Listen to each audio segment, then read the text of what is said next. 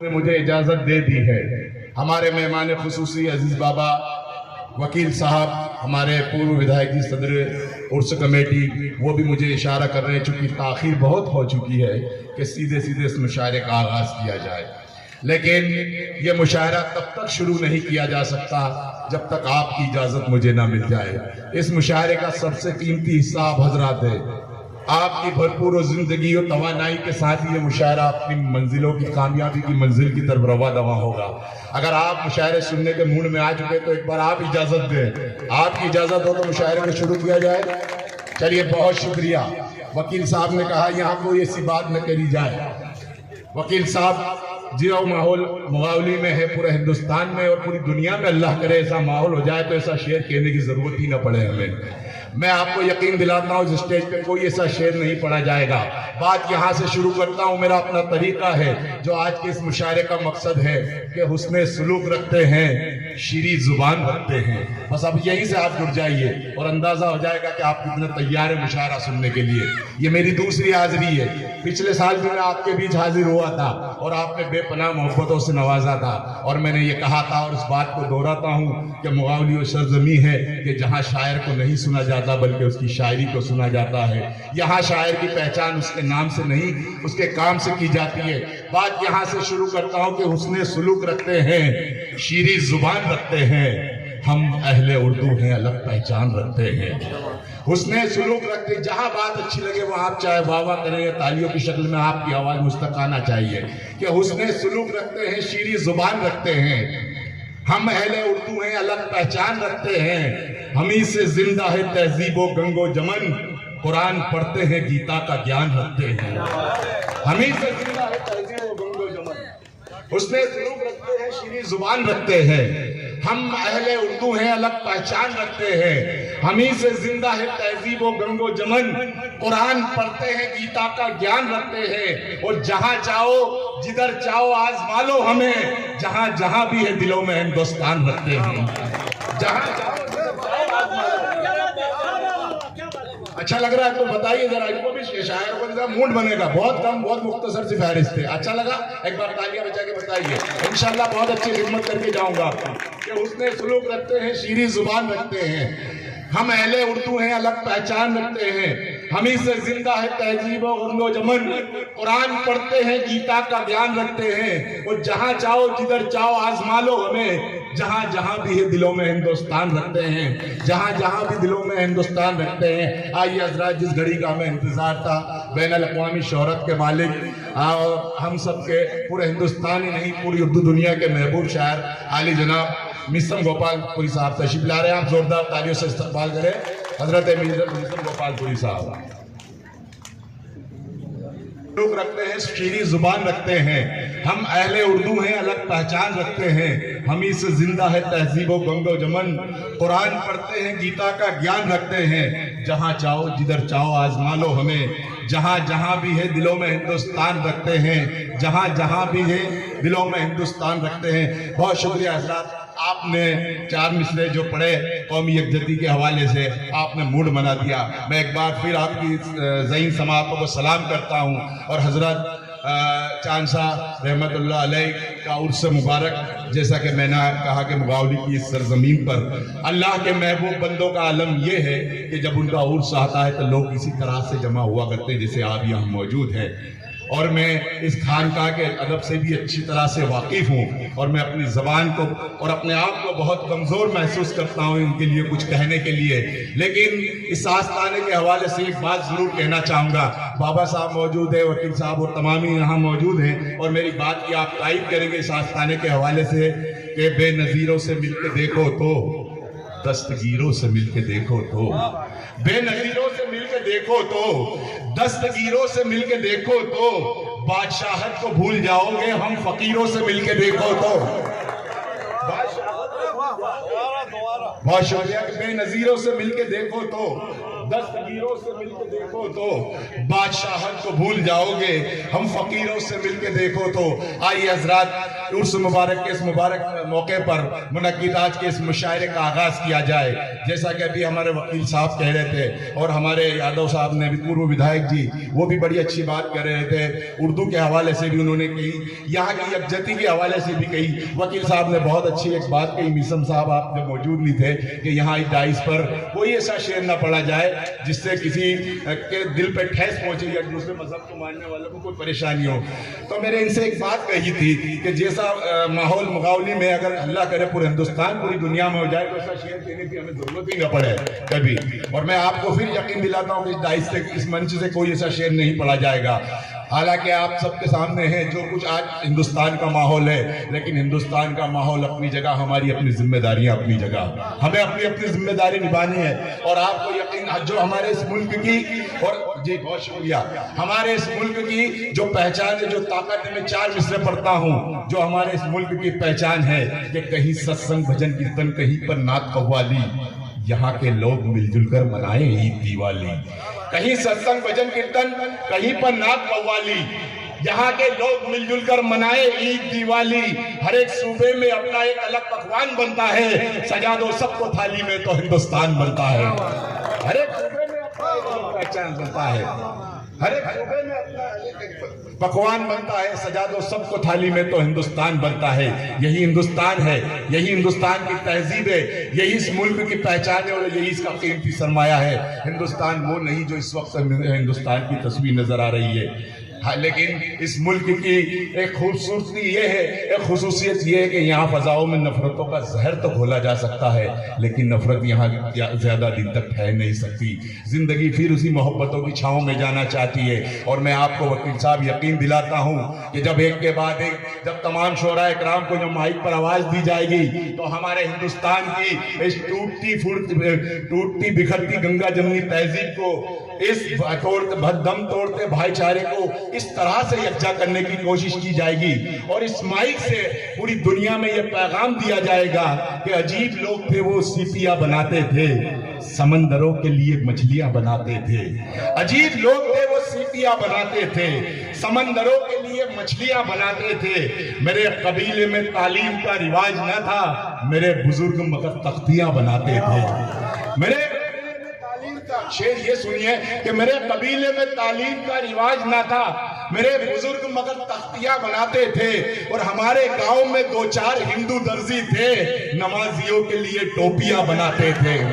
ہمارے گاؤں میں 2-4 ہندو درزی تھے, ہمارے گاؤں میں 2-4 ہندو درزی تھے, نمازیوں کے لیے ٹوپیاں بناتے تھے. اسی حب الوطنی کو لے کر, اسی بھائی چارے کو لے کر, اسی محبت کے پیغام کے لے کر, اسی انسانیت کو لے کر ہندوستان کے مختلف تاریخی, ادبی اور تہذیبی شعروں سے ہمارے بھی تمام شعراء اکرام یہاں تشریف فرمائے. تو آئیے محبت کے اس پیغام کو عام کرتے ہیں, دلوں سے دلوں کو جوڑنے کا کام کرتے ہیں. اور ہماری عرس کمیٹی, ہمارے پپو بھائی, ہمارے وکیل صاحب, اور ان تمام کی کوششوں کو سلام کرتے ہوئے یہاں سے مشاعرے کا آغاز کرتے ہیں. ہمارے مشاعرے کا ایک بہت ہی خوبصورت طریقہ اور پاکیزہ طریقہ یہ ہے کہ ہم مشاعرے کا آغاز سرکار دو عالم کے ذکر کے ساتھ کرتے ہیں. تو آئیے اس محسن انسانیت پیغمبر اسلام کے حضور اپنی عقیدتوں کا نذرانہ پیش کرنے کے لیے میں جس شاعر کو اس وقت آواز دوں, مجھے یاد آتے ہیں 4 مصرے, اور میں دیکھنا چاہتا ہوں مغاولی والوں کا کہ کتنے عاشق رسول یہاں موجود ہیں. 4 مصرے پڑھتا اور نعت پاک کے لیے کسی شاعر کو آواز دیتا ہوں کہ بند آنکھوں سے کنارے پہ سفینہ دیکھا, میں نے کل خواب میں جب شہر مدینہ دیکھا. تالیاں نہیں, تالیاں نہیں. بند آنکھوں سے کنارے پہ سفینہ دیکھا, نعت کے شعر پہ تالیاں نہیں. بند آنکھوں سے کنارے پہ سفینہ دیکھا, میں نے کل خواب میں جب شہر مدینہ دیکھا, اور بھیگ لینے کے لیے بیٹھ گئی قدموں میں, خوشبوؤں نے جو محمد کا پسینہ دیکھا. بہت شکریہ. کہ بھیگ لینے کے لیے بیٹھ گئی قدموں میں, خوشبوؤں نے جو محمد کا پسینہ دیکھا.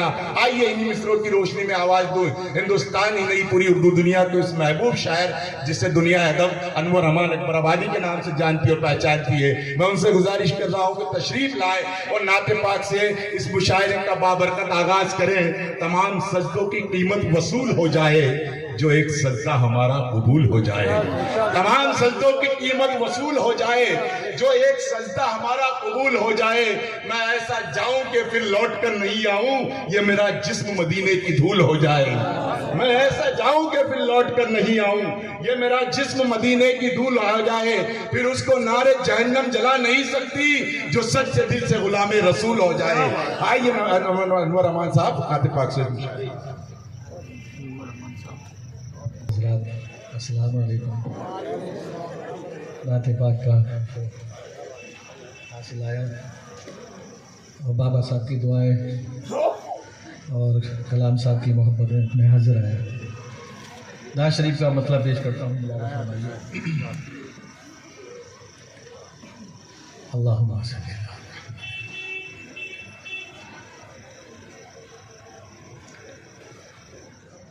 اللہ اللہ میری آنکھوں کو ایسی رسائی دے، کیا کہنے، اللہ میری آنکھوں کو ایسی رسائی، ایسی کیا کہنے،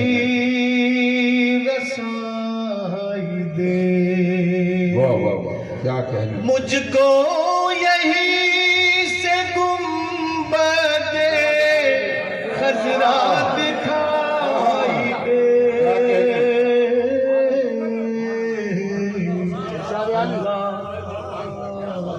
میری کیا کہنے، واہ واہ واہ، کیا کہنے، میری آنکھوں کو ایسی رسائی دے، واہ واہ واہ، سبحان اللہ سبحان اللہ، مجھ کو یہی سے گنبد خضرا دکھائی دے، مجھ کو یہی سے گنبد خضرا دکھائی دے، مجھ کو بھی عشق کر عطا حضرت بلال سا، کیا کہنے، واہ واہ، مجھ کو بھی عشق کر عطا کیا کہنے، حضرت بلال سا، میری صدا بھی عرش اعلیٰ پر سنائی دے، کیا کہنے، کیا کہنے، سبحان اللہ، کیا کہنے، کیا کہنے، سبحان اللہ سبحان اللہ، واہ واہ واہ واہ، عشق کر عطا کیا کہنے، حضرت بلال سا، واہ واہ واہ، میری صدا بھی عرش، بھائی سبحان اللہ، میری صدا بھی عرش اعلیٰ پر سنائی کیا کہنے، دے، اللہ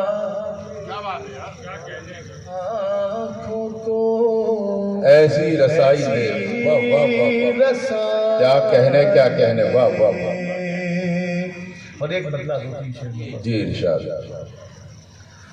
یہ ریل مدینے والی ہے، یہ ریل مدینے والی ہے، یہ ریل مدینے والی ہے، یہ ریل مدینے والی ہے، اس کے چلانے والے وہ ہیں جن کی کملیاں کالی، کیا کہنے، واہ واہ واہ، کیا کہنے، کیا کہنے، واہ واہ واہ واہ واہ، مدینے والی ہے، اس کے چلانے والے وہ ہیں جن کی کملیاں کالی، کیا کہنے، کیا کہنے، واہ واہ واہ، مدینے والی ہے، یہ ریل مدینے والی ہے، کیا کہنے، کیا کہنے،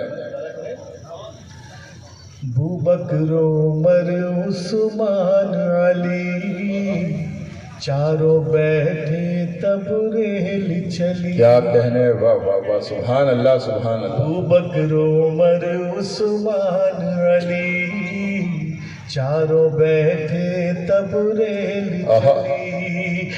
بکر عمر عثمان علی چاروں بیٹھے تب ریل چلی. بکر عمر عثمان علی چاروں بیٹھے تب ریل چلی. ہرے رنگ کے